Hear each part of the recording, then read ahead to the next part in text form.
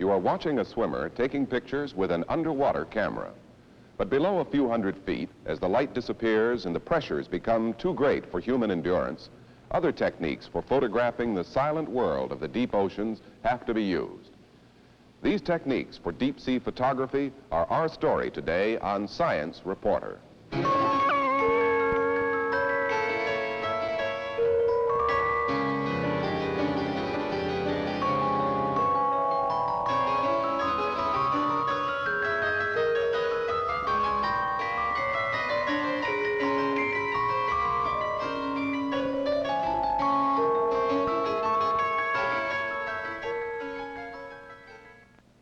Hello, I'm John Fitch, MIT Science Reporter. We're at the MIT swimming pool today to talk to a man who has made major contributions to the science of photography. He is Dr. Harold Edgerton, a professor of electrical measurements in the Department of Electrical Engineering at MIT, a man who is both an inventor and a teacher, and internationally famous as the father of modern high-speed photography. At the age of 28, Dr. Edgerton invented an electronic device which allowed invisible motion, much too fast for the human eye to see, such as the swing of a golf club or the path of a bullet in flight, to be frozen onto a single photographic plate. More recently, Dr. Edgerton has been adapting his electronic flash lamps to photograph another world which is invisible to the naked eye, the world of the ocean depths. Some of the equipment designed by Dr. Edgerton for deep-sea photography is set up here at the swimming pool, and we're going to meet Dr. Edgerton and learn more about it. Everything work all right? Yeah, very good. I got a pretty good shot. Fine, then we'll have it covered from several angles. Good. Dr. Edgerton, that looks very much like an ordinary camera. What keeps the water out from ruining the film? Well, this camera is like an ordinary camera, except the case acts as a waterproof case. It was developed in France by Captain Jacques Cousteau, with whom I've been many times. It's now made in Japan. This the lens, for example, comes out, and the lens is protected by rubber rings called O-rings, which seal against a surface. Very nice. Now, how do you focus and set the distance and the aperture and all those things? Well, you turn those knobs, and you'll see one of them changes focus, and the other one changes the aperture. Oh, yeah. That's very clever. And this fits in through the O-rings. And that seals. Now, I'm not going to take this apart because it has this film in here. Right. But if you pull these two levers, the entire mechanism, camera mechanism comes out, and you can get at the film. It's also sealed in, then? It's also sealed in, and you trigger the thing by means of a pusher at this point, release. I noticed he also took his own light along with him. Yes, of course, every picture must have light, and in underwater it's particularly important because the sunlight does not penetrate too well, and you always want to fill in shadows. And of course, in this day and age, color is important. And when you shoot color, the absorption in the water of about 10 feet kills most of the red, so the pictures will be blue or green and they're very unsatisfactory. Now, by having a lamp close to the subject on your camera, you tend to get more the proper color onto the film. Now also, I'd like to show you a side light here. Good photography. Would you hold this camera for a moment? This is a 200 watt-second unit. The one you have is only a 50. This is battery operated. It's quite heavy in the air, but in the water it weighs nothing. This would be carried by a separate diver. Yes. I see.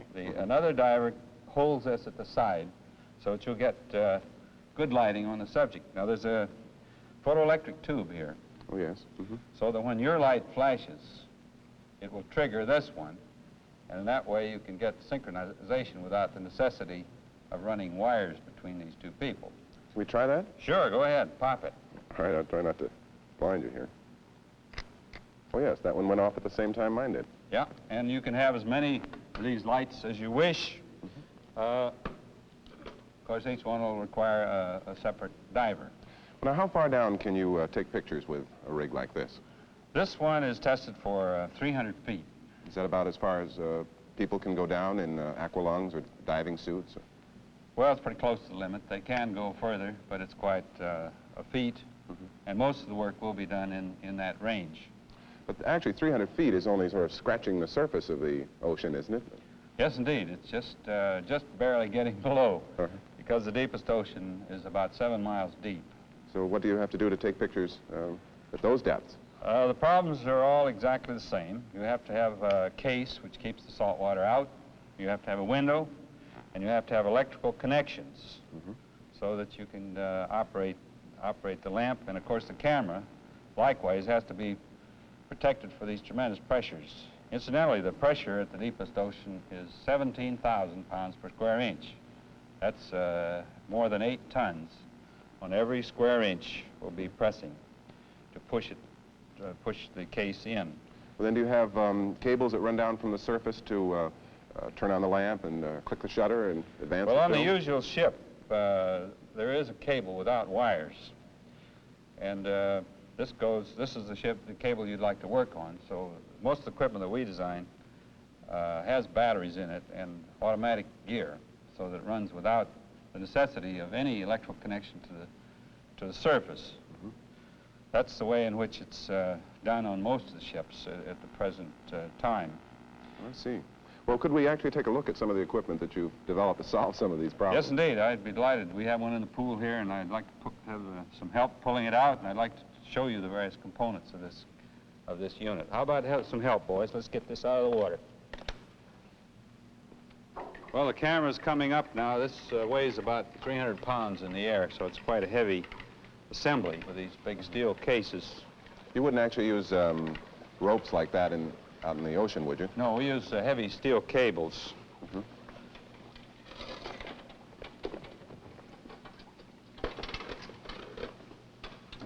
It's quite a rig. Now slack off a little bit on the block and tackle.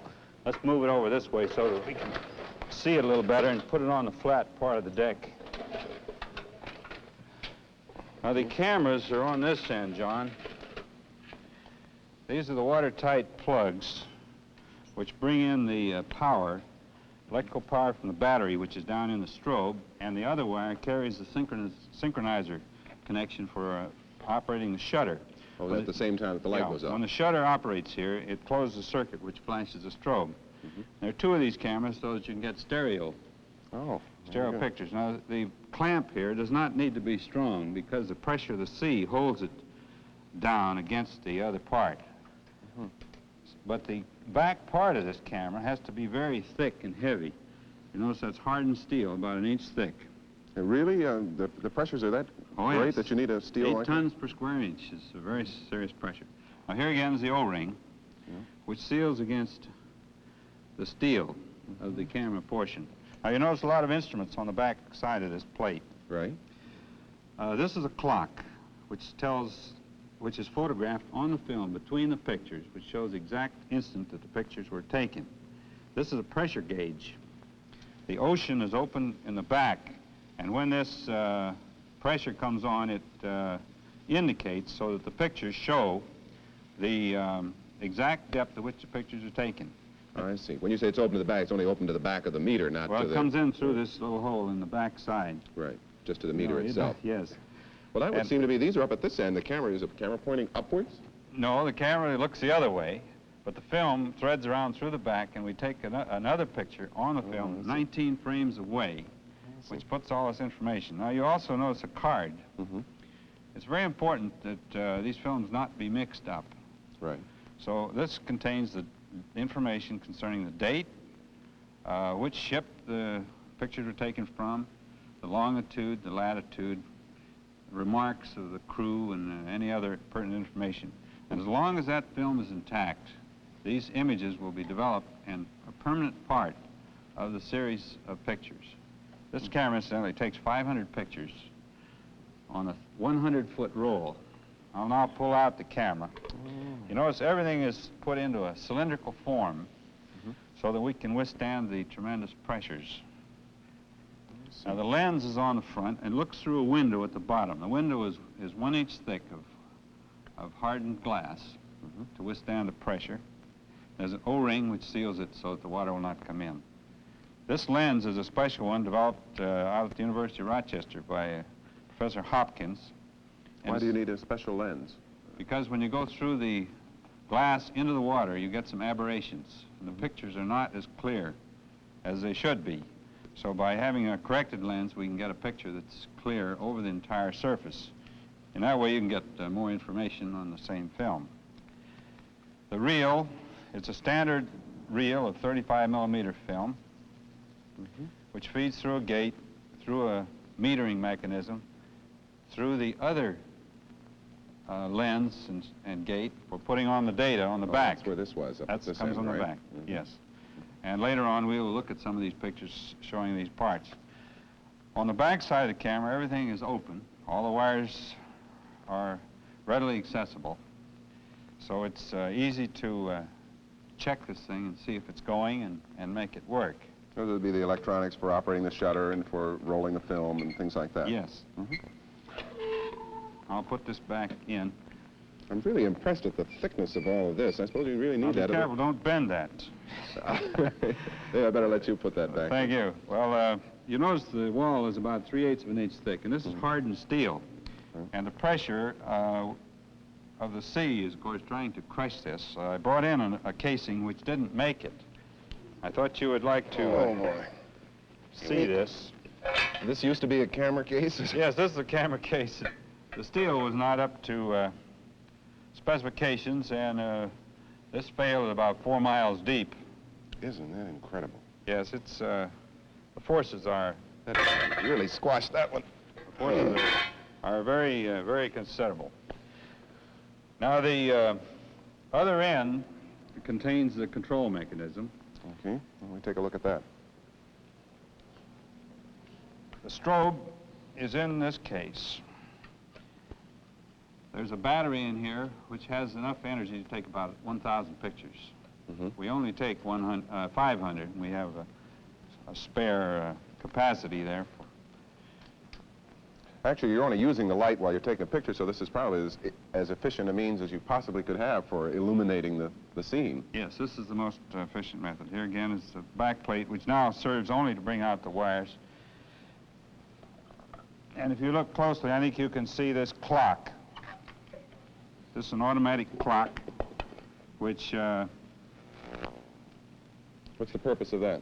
That's to give you a delay, because when you're working 5 or 6 miles deep in the ocean, it takes about 2 hours in order to lower this down to the bottom of the sea. And you don't want to start taking pictures all the way down No, if you did, through miles of water. You'd run out of film before you got to the bottom. Right. So you set in a desired time, usually about 2 hours, and then you make a note, put your battery in the thing, put it together, put on the cover. And it's quite important to test it to be sure that everything is working. Well, now, has this rig actually been used in taking deep-sea photographs? No, this is the deepest that this camera's been. Here in the swimming pool? It's a brand new one, and it hasn't been tried. But I would like very much to show you some movies of an actual camera rig, larger than this, but built of the same components as used on the Atlantis.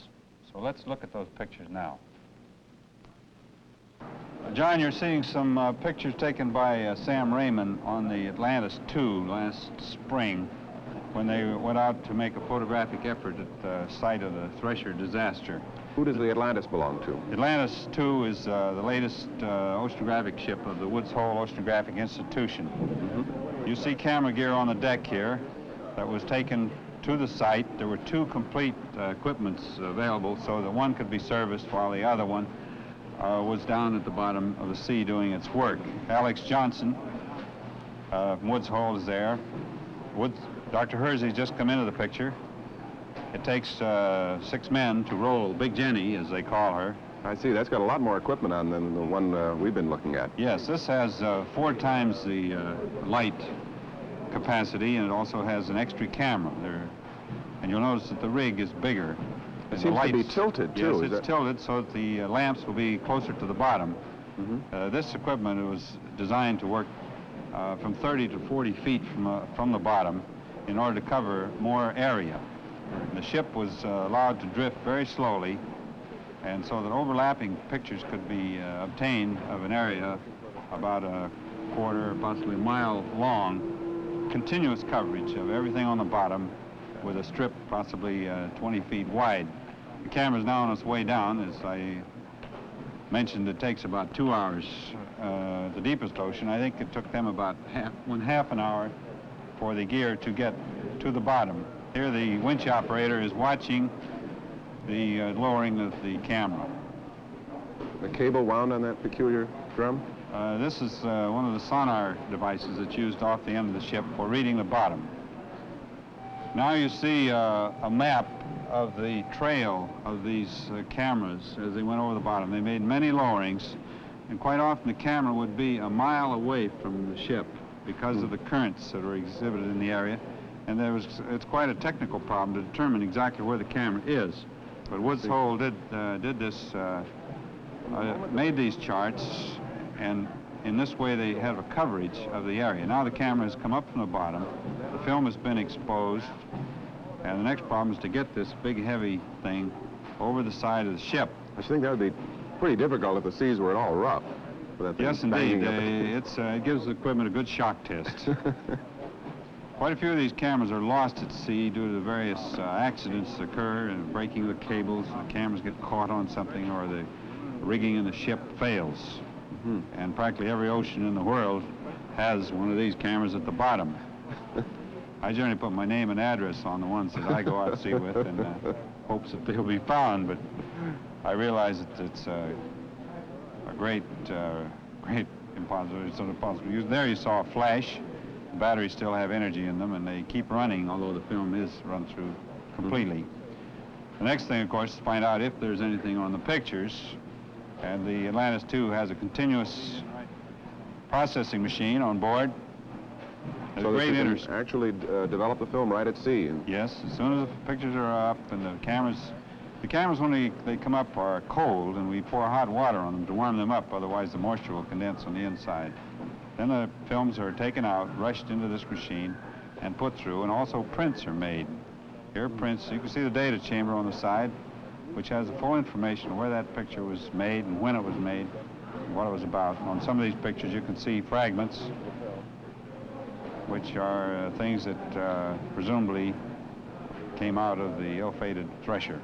Well, Dr. Edgerton, when you want to take pictures of the very bottom of the ocean, do you just lower this whole cage right down to the bottom and then lift it off a little ways? No, you'd be in trouble if you did that, because the camera would go into the mud or hit some rocks and may get caught. What you do, John, is to lower this on a heavy cable, say 5 miles deep, and then stop it when it's 20 feet off the bottom. Sounds like a pretty difficult trick. Yes, it is. The cable length is quite often considerably longer than the distance to the bottom due to the fact the camera is blown sideways by currents and tides. So it's very essential that we get a measurement from the camera to the bottom. And this is accomplished by means of an instrument called the pinger, which I would like to show you. It's this device in the center here is a sonar transducer that sends out pulses of sound at 1 second intervals. The pulses last about 1/5000th of a second. It's of 12 kilocycle frequency. So you can actually hear it then? You can hear it as little pings. Oh, that's where it's the name. That's where the name. Now, the way in which it functions is the following. As the camera approaches the bottom, these sound pulses come directly from the transducer to the ship. But there's also another sound that goes from the pinger to the bottom and up to the ship. So if you hang a hydrophone in the water, you hear first the direct ping and then the reflected ping. This chart, I think, will make it clear. The camera with the pinger is approaching the bottom. The direct sound goes directly to the ship and is recorded. The other goes down to the bottom and then to the ship. I see. And you'll notice this distance is longer so that the reflected ping will arrive at a later time. Now, when you say later, how much later when you're down near the A bottom? few thousandths of a second will Well, tell you when the camera's 10 or 20 feet off the bottom. How can you possibly hear the difference in time of Well, a few thousandths of a second? The ear is not that good. So instead we use a recorder on the ship, a sonar recorder, which puts all this information onto a tape. One of these recorders is shown here. Now to demonstrate this, we have taken the transmitter and put it on the edge of the pool so that it emits sound towards the far end of the pool, which is about 75 feet away. And when the sound is reflected and comes back from the other side of the pool, we get a strong signal. Now, which way is the sound going? This is where the sound starts. These timing marks are about 24 feet, represent about 24 feet. So you can see the pool is about 75 feet long. Well, all of this hash over here is the end of the pool. This is the reflection from the end of the pool, and we get little side echoes there from the other portions, which are a little bit further, so we get a depth. And this noise that we see, part way to the end, is from the shallow part. We're transmitting in the deep part, so there is a shoulder there which gives us a signal. Now this is coming through very slowly. It's transmitting all right, and we've asked Stewie to jump into the pool and to swim slowly towards us with a stroke which will make many bubbles, because sound is reflected by these bubbles. Okay, Stu, jump in. And we should see the reflections off of the bubbles as he comes closer to it. As he comes closer, these signals will be reflected and recorded. And then at the end, when he reaches the end here, we'll pull this out so that we can see it on the tape. Each time he makes one of these splashes, he makes a lot of bubbles. I think you can hear him coming there now. You're probably going to get us all wet, too. Well, I can see he made a big blob there at the beginning, and he's on his way. Now, when we use this with the cameras, we run it a little slower. But essentially, we'll have two records that come to tell us the height at which. We're going to get wet here in a minute if we don't watch out. He's too vigorous. Thanks a lot, Stu. Can we pull this out? Pull this record out. Oh, yeah. Here's where Mr. Nelson jumped into the pool. The slope of this line is proportional to the velocity which he came down to this end. And each stroke can actually be seen on this record. Well, now, this brings up a point.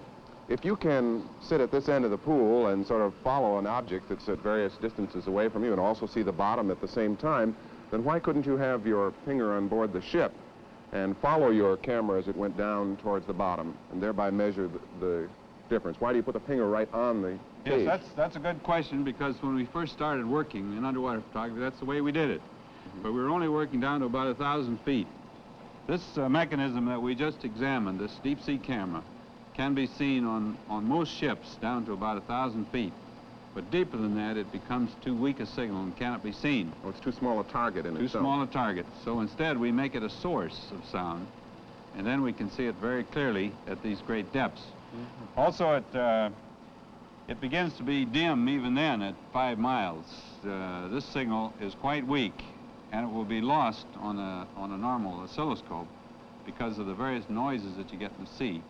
But by having a recorder that puts all the information down into a visual form, then you can still see through this noise, and you can pick up these very faint little dots, and they can give you the information that you wish. Even though it's 5 miles away from you and you're talking about measuring a few feet. That's right. Well, I wonder if we could actually see some of the photographs that have been taken at these tremendous depths. Certainly. I'm delighted to show you some of them. All right.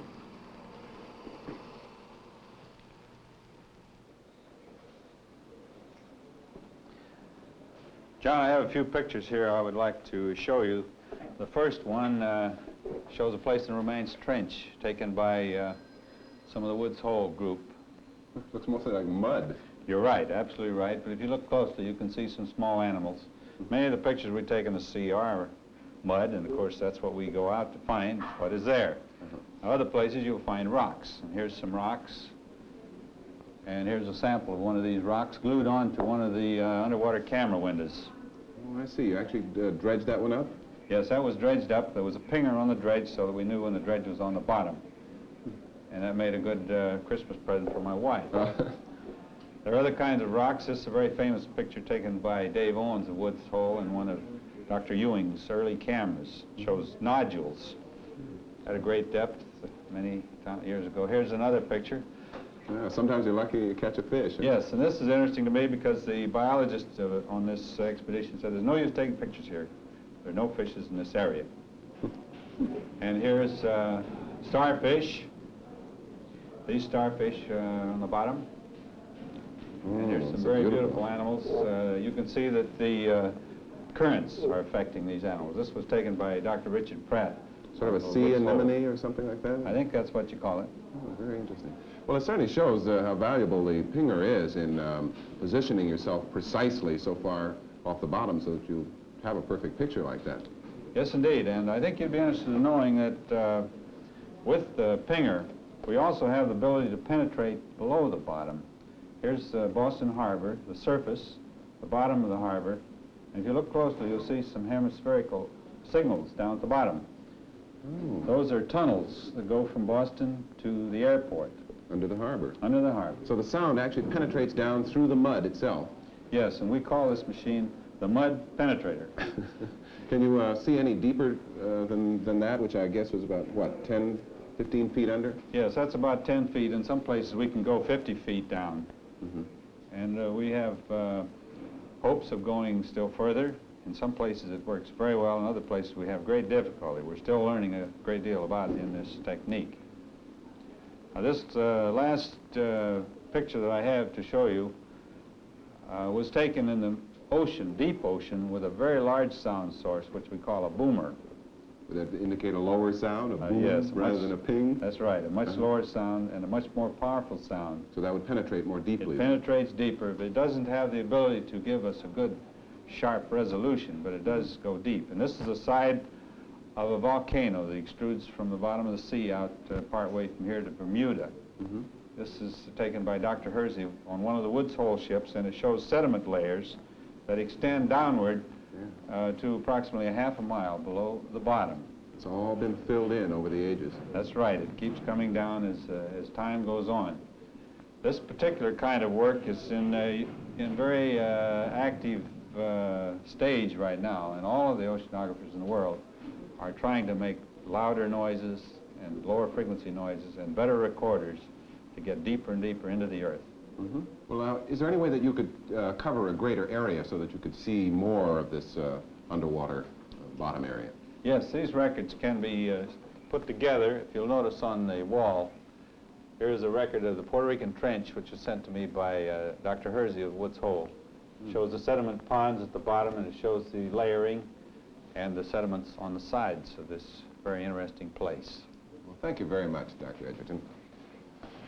Today, our story has taken us to the swimming pool at MIT to learn more about underwater photography and underwater sound. Our guest has been Dr. Harold Edgerton, Professor of Electrical Measurements in the Department of Electrical Engineering.